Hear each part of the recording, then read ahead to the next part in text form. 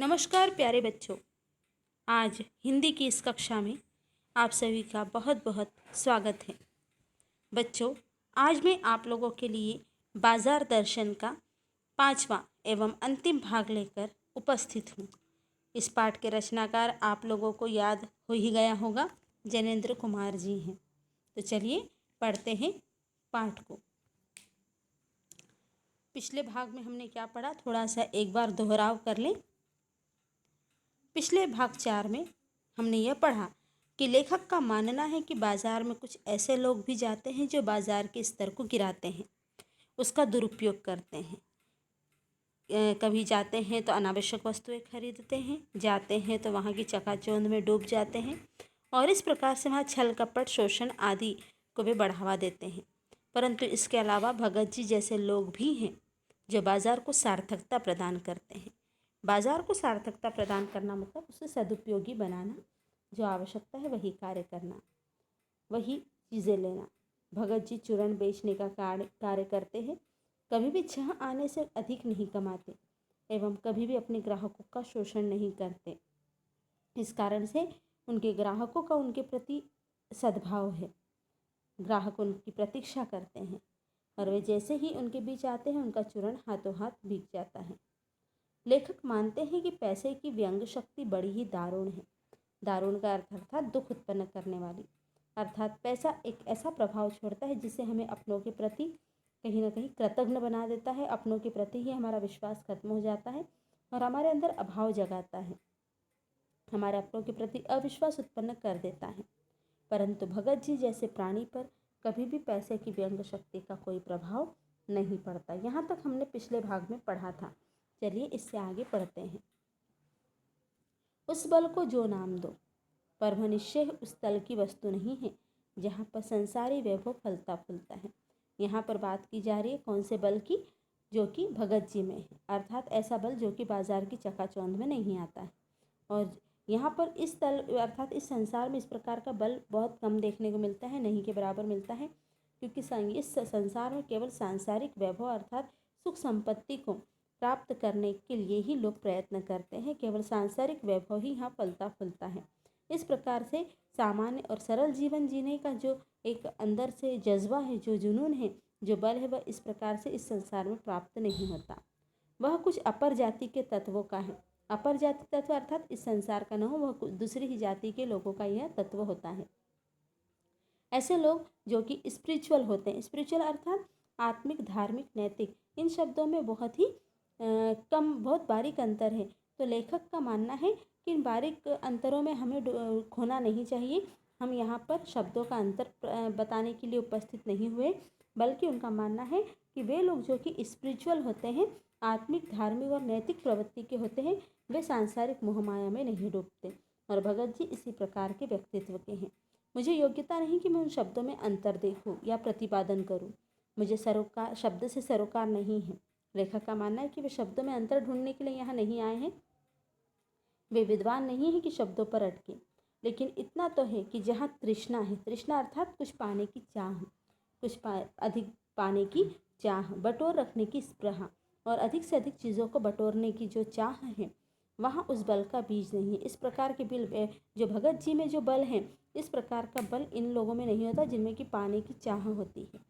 बल्कि यदि उसी बल को सच्चा बल मानकर बात की जाए तो कहना होगा कि संचय की तृष्णा और वैभव की चाह में व्यक्ति की निर्बलता ही प्रमाणित होती है।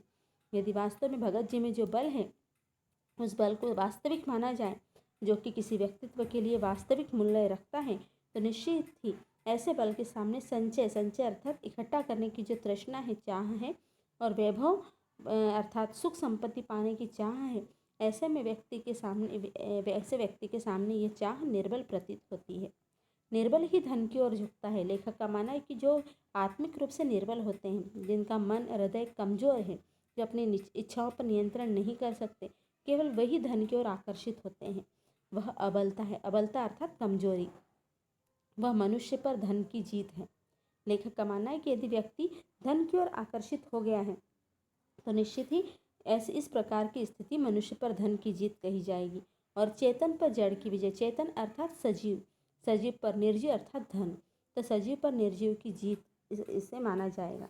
इस प्रकार से लेखक ने बताने का प्रयास किया है कि यदि हम धन की ओर झुकते हैं तो निश्चित ही एक निर्जीव वस्तु हम पर जीत हासिल कर रही है, हमारा मन भटका रही है। एक बार चूरन वाले भगत जी बाजार चौक में दिख गए। मुझे देखते ही उन्होंने जय जय राम किया। मैंने भी जय राम किया। उनकी आंखें बंद नहीं थी। आंखें बंद होना अर्थात इग्नोर कर देना, नकार देना, लेकिन उन्होंने बाजार में किसी प्रकार से नकारा नहीं, वहाँ की वस्तुओं को नकारा नहीं। न उस समय वह बाजार को किसी भांति कोस रहे थे। भांति कोसना अर्थात किसी भी वस्तु के प्रति नकार भाव उत्पन्न करना। वो राह में बहुत लोग बहुत बालक उन्हें मिले, भगत जी द्वारा पहचान जाने के इच्छुक थे।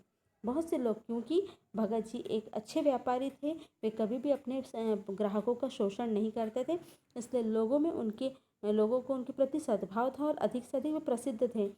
इसलिए बाजार में जितने भी लोग उन्हें मिले, उन्हें सभी ने भगत जी का अभिवादन किया। भगत जी ने भी उन्हें हंसकर पहचाना। सबने उनका अभिवादन किया और भगत जी ने भी सभी का अभिवादन किया। इससे तनिक भी वह नहीं कहा जा सकेगा कि चौक बाजार में होकर उनकी आंखें किसी के लिए कम खुली थी। आंखें कम खुलना अर्थात केवल अपने काम की वस्तु देखना, किसी और की ओर ध्यान न देना, यह नहीं कहा जा सकता। भगत जी ने बाजार में जाकर वहाँ के चकाचौंध, वहाँ के आकर्षण को खुली आंखों से देखा, लेकिन उसके प्रति आकर्षित नहीं हुए। लेकिन भौचक के रहने की लाचारी उन्हें नहीं थी। लेकिन वहाँ जाकर भौचक का अर्थात आश्चर्य में वे नहीं पड़े। वहाँ की चकाचौंध को देखकर वे लाचार नहीं हुए। व्यवहार में पशुपेश उन्हें नहीं था। पशुपेश अर्थात सोच विचार करना, चिंतन करना। व्यवहार में किसी प्रकार से सोच विचार के भाव नहीं थे। खोए से खड़े नहीं वह रह जाते थे। भांति भांति के बढ़िया माल से चौक भरा पड़ा है। उस सब के प्रति अप्रीति अर्थात नफरत के भाव भगत जी के मन में नहीं थे। जैसे उस समूचे माल के प्रति उनके मन में आशीर्वाद हो रहा हो। बाजार में जितना माल है सभी के प्रति आशीर्वाद है, अर्थात भगत जी ये चाहते थे कि बाजार में जितना भी माल है, जितनी भी वस्तुएं, वे सभी अपने ग्राहकों की आवश्यकता की पूर्ति करें। इसलिए सभी को फलीभूत होते फलते हुए देखना वे चाहते थे। विद्रोह नहीं था उनके मन में, प्रसन्नता ही भीतर थी। प्रसन्नता इसलिए थी क्योंकि उन्हें अपनी वास्तविक आवश्यकताओं का भान था और किसी के प्रति उनके मन में ईर्ष्या या अभाव का भाव नहीं था, क्योंकि वह रिक्त भीतर नहीं थे। उनके मन में उनका मन खाली नहीं था। देखता हूँ कि खुली आंख तुष्ट और मग्न वह चौक बाजार में से चलते चले जाते हैं। लेखक बोलते हैं कि खुली आंखों से तुष्ट मन अर्थात संतुष्ट मन से वे अपनी राह चले जाते हैं और रुकते हैं तो एक छोटी सी पंसारी की दुकान में, पंसारी अर्थात किराने की दुकान पर रुकते हैं, जहाँ उन्हें उनका सामान लेना है। वहाँ दो चार अपने काम की चीज़ें ली और चले आते हैं। बाजार से हठपूर्वक विमुखता उनमें नहीं है। हठपूर्वक विमुखता अर्थात जबरदस्ती अपनी इच्छाओं को मारकर उस ओर नकार उत्पन्न कर देना, इस प्रकार के उनमें भाव नहीं है। लेकिन अगर उन्हें जीरा और काला नमक चाहिए, वे चौक बाजार की सत्ता उनके लिए तभी तक उपयोगी है जब तक वहाँ जीरा मिलता है। कहने का अर्थ है कि जब वे जीरा और काला नमक लेने जाते हैं तो केवल उसी वक्त तक, जब तक कि उन्हें आवश्यकता की वस्तुएं नहीं मिलती, तभी तक वे बाजार की चकाचौंध को निहारते हैं। जैसे ही उनकी उपयोगी वस्तुएं मिली, वे अपनी राह ले लेते हैं। ज़रूरत भर जीरा वहाँ से ले लिया और फिर सारा चौक उनके लिए आसानी से नहीं के बराबर हो जाता है। वे जानते हैं कि जो उन्हें चाहिए वह है जीरा नमक।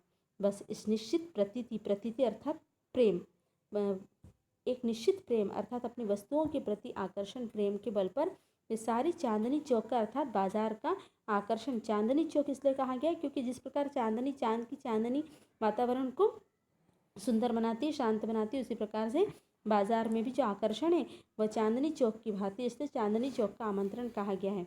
वह चांदनी चौक का आकर्षण बिखरा का बिखरा रहता है। चौक की चांदनी दाएं बाएं भूखी की भूखी फैली रहती है, अर्थात किसी प्रकार से भगत जी को आकर्षित नहीं कर पाती, क्योंकि भगत जी को जीरा चाहिए और कोने वाली पंसारी की दुकान से वह मिल जाता है और वहाँ से सहज भाव में वे ले लेते हैं। इसके आसपास की अगर चांदनी बिछी रहती है तो वे खुशी से बिछी रहे, भगत जी पर इसका कोई प्रभाव नहीं पड़ता है। वे सभी का कल्याण चाहते हैं। यहाँ मुझे ज्ञात है कि बाजार को सार्थकता वही मनुष्य देता है जो जानता है कि वह क्या चाहता है, और जो नहीं जानते कि वे क्या चाहते हैं, अपनी परचेसिंग पावर से, वे अपने गर्व से, पैसे से एक विनाशक शक्ति, शैतानी शक्ति और व्यंग की शक्ति उत्पन्न करते हैं। अर्थात ऐसे लोग जो अपनी परचेसिंग पावर का दिखावा करते हैं, घमंड में चूर हैं, वे बाजार में विनाशक शक्ति इसलिए कहा गया क्योंकि वहाँ मानव संबंध हास हो जाते, मानव संबंध नष्ट हो जाते। शैतानी शक्ति अर्थात वहाँ दूसरे की भावनाओं की कोई कदर नहीं होती, और व्यंग शक्ति अर्थात दूसरों के प्रति हमारे मन में ईर्ष्या उत्पन्न हो जाती है। तो न तो वे बाजार से लाभ उठा सकते हैं, न बाजार को सच्चा लाभ देते। जो लोग परचेसिंग पावर का रोप दिखाते वे न तो बाजार को सार्थकता देते हैं, न स्वयं को सार्थकता देते हैं। वे लोग बाजार का बाजारूपन बढ़ाते। बाजारूपन अर्थात बाजार का अपने स्तर से गिर जाना। जब लोग वहाँ अधिक से अधिक परचेसिंग पावर का पावर दिखाते हैं, बाजार में छल कपट उत्पन्न होता है, ग्राहक क्रेता और विक्रेता दोनों के बीच में सद्भाव में कमी होती है, दोनों में अविश्वास उत्पन्न होता है, तो बाजार अपने स्तर से गिर जाता है और उसे ही बाजार का बाजारूपन कहा जाता है। जिसका मतलब है कि कपट बढ़ाते हैं। कपट की बढ़ती का अर्थ है परस्पर सद्भाव में घटी। परस्पर सद्भाव में घटी अर्थात क्रेता और विक्रेता, खरीदने वाले और बेचने वाले के बीच में सद्भाव की कमी। इस सद्भाव के ह्रास पर आदमी आपस में भाई भाई, सुहृद अर्थात हितैषी और पड़ोसी नहीं रह जाते। कहने का अर्थ ये कि जब बाजार में सद्भाव की कमी होती है तो ग्राहक और विक्रेता के बीच में केवल और केवल ग्राहक और विक्रेता का ही संबंध रहता है। भाई भाई, सुहृद अर्थात हितैषी और पड़ोसी के कोई संबंध वहाँ पर उपस्थित नहीं रहते। ग्राहक और बेचक की तरह वे व्यवहार करते हैं मानो दोनों एक दूसरे को ठगने की घात में हो। एक की हानि में दूसरे का अपना लाभ दिखता है, और यह बाजार का बल्कि इतिहास का सत्य माना जाता है कि ऐसे बाजार को बीच में लेकर लोगों की आवश्यकताओं का आदान प्रदान नहीं हो सकता। लेखक का मानना है कि इस प्रकार से यदि क्रेता और विक्रेता एक दूसरे को ठगने का, एक दूसरे को धोखा देने का प्रयास करते हैं तो निश्चित ही वहाँ पर बाजार में आवश्यकताओं की पूर्ति नहीं हो सकती, बल्कि बाजार में सामान्य व्यक्ति का शोषण होता है, छल कपट होता है, निष्कपट का शिकार होता है। निष्कपट अर्थात जो सामान्य व्यक्ति है, सरल व्यक्ति है, उसका शिकार होता है। ऐसे बाजार में मानवता अर्थात मानव मूल्य बिल्कुल खत्म हो जाते हैं और बाजार एक सामान्य व्यक्ति का शोषण करने लगता है। इस प्रकार के बाजार के को जिस शास्त्र पर बनाया गया है, जो उसकी नीति है, जो उसके नियम है, इस प्रकार के शास्त्र को सरासर औंधा इसलिए कहा गया है लेखक ने क्योंकि वह नीतिबद्ध नियमों पर वह आधारित नहीं है। सरासर औंधा अर्थात उसकी कोई सार्थकता नहीं है, और वह मायावी है। मायावी इसलिए क्योंकि वह लोगों में आकर्षण उत्पन्न करता है, लोगों को अपने माया मोह में फंसा लेता है। और इस प्रकार के शास्त्र को लेखक ने अनीति शास्त्र कहा है। अनीति शास्त्र इसलिए क्योंकि वह नियमबद्ध तरीकों से नहीं चल रहा है, जहाँ पर एक दूसरे का शोषण किया जाता है। इस प्रकार से यहाँ पर जो बात की गई बाजार के, इस प्रकार के बाजार को जो कि छल कपट पर आधारित हो, उसे 3 नाम दिए गए: सरासर औंधा, मायावी शास्त्र और अनीति शास्त्र। तो बच्चों, आज इस प्रकार से आपका यह पाठ खत्म हुआ। धन्यवाद।